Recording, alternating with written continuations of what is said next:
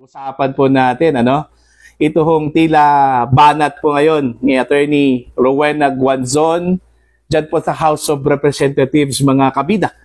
At ang tingin ho ng mga netizens ho dito, parang nag-umpisa na ata ito hong si Attorney Guanzon sa kanya hong trabaho bilang spokesperson, mga kabida, ni Vice President Sara Duterte at ang Office of the Vice President. Okay?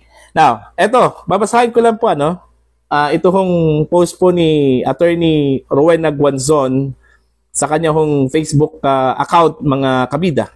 Actually, 16 hours ago yung kanya hong post, Sabi ni Princess, ang prinsipyo daw sa work nila ay ang suporta ay hindi pinipilit. Kaya pala nung di na sumuporta yung isa, tinanggalan ninyo agad ng pwesto. Okay? Ang sinabi daw ni Princess na hindi daw pinipilit yung suporta daw, mga kabida. Okay? Yun yung prinsipyo daw ng most likely House of Representatives, mga miyembro po dyan. Okay?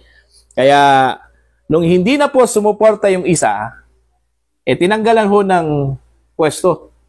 Ang interpretasyon ko lang po dito, sa aking palagay, ang tinutukoy po niya dito, ito hong si Duke Prasco, yung 5th District Congressman po ng Cebu, mga kabida.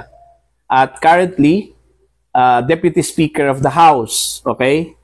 Naging controversial po itong si Duke Prasco, mga kabida, lately because siya po yung lantarang hindi ho pumirma doon po sa manifesto of support, para ho kay Speaker Martin Romualdez sa kanya hong pagpapatuloy bilang Speaker of the House sa 20th Congress, mga kabida. Kaya nga, dahil ho dito, dami hong umalman na mga kaalyado po ni Speaker Romualdez sa House. At in fact, yung partido, mga kabida, ni Duke Prasco na National Unity Party, nagalit dito sa ginawa ho ni Prasco. In fact, ang ginawa ho nila dito, mga kabida, kay Prasco, tinanggal. Okay, bilang miyembro, dahil ho, hindi daw siya nagpaalam at hindi nagustuhan yung kanyang ginawa.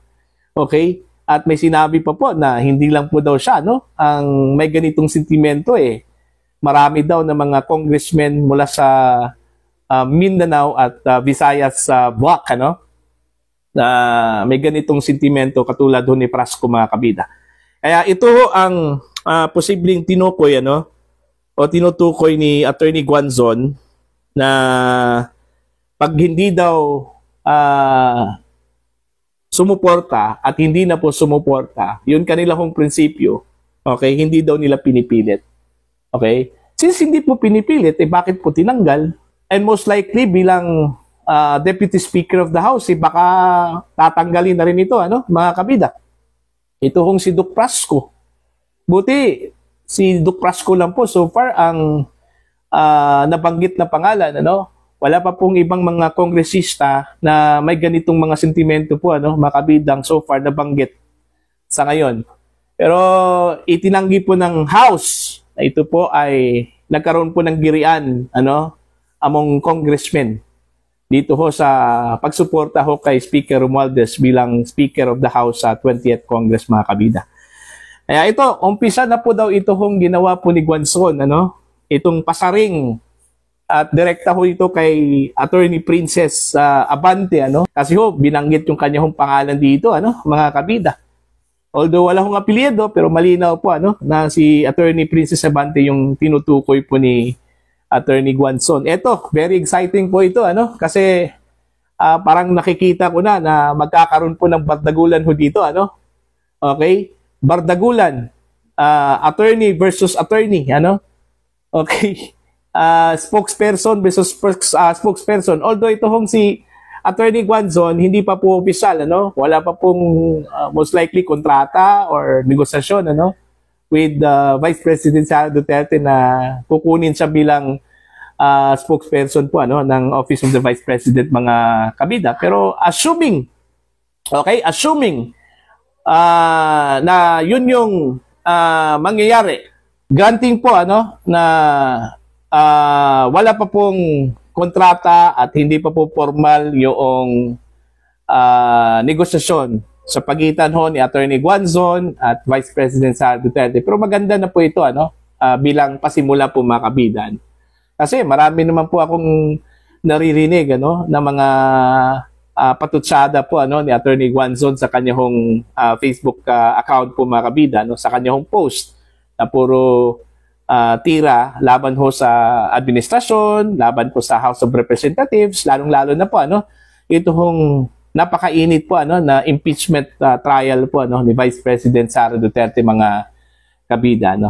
Now, asahan kaya po natin na in the coming days meron na pong debate, bardagulan sa pagitan po ni Attorney Guanzon at either Attorney Castro or di kaya Attorney Princess Abante mga kabida. Ito lang po yung dalawa na parang mainit masyado kay Vice President Sara Duterte po mga kabida. Kasi iisa lang po yung kanila pong common denominator Malacanang at saka House of Representatives. Ito hong si Vice President Sara Duterte mga kabida.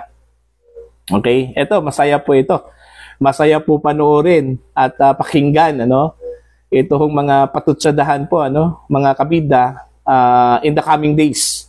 Okay? Sana formal na pong kukunin ito hong si Attorney Guanzon ni Vice President Sara Duterte. Kahit paano makakatulong po ito kay Vice President Sara po makabida. Unang-una po wala ho dito si VP Sara at sa mga araw-araw po na mga pahayag ng Malacanang, hindi ho maiiwasan po makabida na mabanggit talaga ito hong mga Duterte At least meron pong sasalag ho dito. Okay, meron pong sasalag. At itong HOR alam naman po natin na pinipressure po nila ito hong Senado na umpisahan na po itong impeachment trial Okay? Para po sasabihin ng mga kongresista dyan na sumusunod ito hong mga senador sa konstitusyon mga kabida. Although meron pong karapatan ito hong si Vice President Sara Duterte na dumulog ho sa Korte Suprema para questionin ito hong proseso po ng impeachment trial kasi unang-una meron pong nasilip po na hindi ho nasunod na proseso sa ating saligang batas lalong-lalo na po dito ho sa dito ho sa requirement po ng impeachment complaint. Okay? Meron pong pending po ngayon dyan po sa Korte Suprema makabida na petisyon ito hong si Vice President Sara Duterte na hanggang ngayon hindi pa po tinalakay po ng Korte Suprema mga kabide. And most probably baka po questionin din ito ng kampo po ni Vice President Sara Duterte yung sinasabi ho nilang carry over ng impeachment trial from 19th Congress to 20th Congress po. Okay?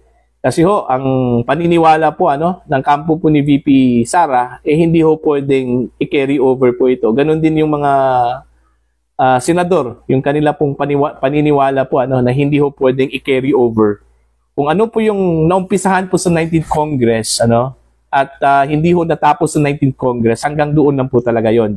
Hindi ho pwedeng bit-bitin ito papuntang 20th Congress po mga kabida. At yan yung i-resolve po ng Korte Suprema bago ho ang impeachment trial po ni Vice President Sara Duterte. Parang napapraning na po ito hong mga impeachment trial advocates kasi baka ang akala po nila masaya po si VP Sara pag hindi ho matuloy ito hong impeachment trial yun yung gusto niya di ba ang sinabi po ng Vice Presidente gusto po niya ng impeachment trial kasi gusto po niya ng bloodbath kasi mayroon po siyang ibubunyag mga kabida during the trial. Kaya nga hindi ho magiging exciting yung trial pag hindi ho ito matutuloy mga kabida. Yan ang gusto po ni VP Sara matuloy ito hong impeachment trial. Pero hindi talaga may iwasan. May mga legal luminaries dyan po sa loob na nakita ho nila na medyo ito labag po sa saligang batas po ito Okay, although sinasabi po ng saligang batas na kailangan pong gampanan ng mga senador yung kanilang trabaho bilang impeachment court o impeachment judges mga kabida. Pero hindi po sa lahat ng panahon na tama na lang po yung sinasabi po ng ilang mga legal luminaries. Kaya nga, dapat meron pong intervention ito hong Korte Suprema ho dito. Whether we like it or not, kahit na hindi ho gusto ng mga kritiko, okay, dito ho sa impeachment, VP Sara mga kabida, dapat maglabas po ng opinion ito hong Korte Suprema bago ho mag-umpisa ito pong trial na ito, mga kabida. So, abangan na lang po natin kung ano po yung magiging kinahihinatnan po dito, mga kabida, kung ito pong si Attorney Guanzon ay formal na ba itong kukunin ni VP Sara. Basta ang pagkakalam ko, ang sinabi po ni VP Sara po sinabi po niya kay Attorney Guanzon na go ng go ka lang. Ibig sabihin, bahala ka, magsalita ka in behalf of me. Parang ganun makikinig daw si Vice President, makikinig daw ang taong bayan sa kanya. Okay?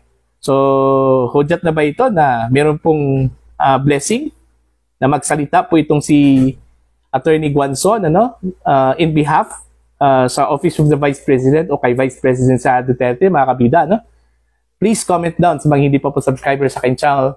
Please subscribe. Just click the subscribe button, click the notification bell, click all para updated po kayo sa aking mga uploads. Maraming salamat po sa inyong lahat, mga kabida.